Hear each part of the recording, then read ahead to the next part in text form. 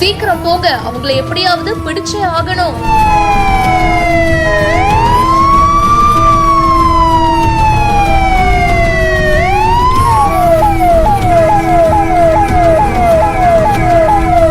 மத்திய பிரதேச மாநிலம் ஷதோல் பகுதியை அடுத்த வியங்ஹாரி பகுதியில மணல் கடத்தல் கும்பல் சட்டவிரோதமா லாரிகள்ல மணல் கடத்துறதா அந்த பகுதி வட்டாட்சியருக்கு ஒரு தகவல் போயிருக்கு. இன்ஃபர்மேஷன் வந்ததும் வட்டாட்சியர் தன்னுடைய வாகனத்துல முன்னாடி போன மணல் கடத்தல் கும்பலை விரட்டிட்டே போயிருக்காரு.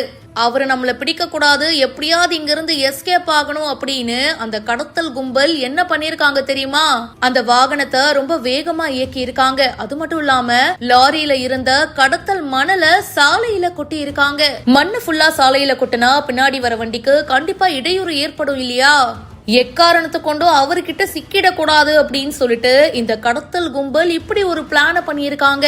அதிரடியான இந்த வீடியோ இப்ப சமூக வலைத்தளங்கள்ல வேகமா பரவிட்டு இருக்கு. இது சம்பந்தமா இப்ப போலீசார் விசாரணையும் பண்ணிட்டு இருக்காங்க. ஒரு கட்டத்துல அந்த கடத்தல் மணல் எல்லாத்தையுமே கொட்டிட்டாங்க. இதுக்கு பருத்தி மூட்டை குடோன்லயே இருந்திருக்கலாங்க.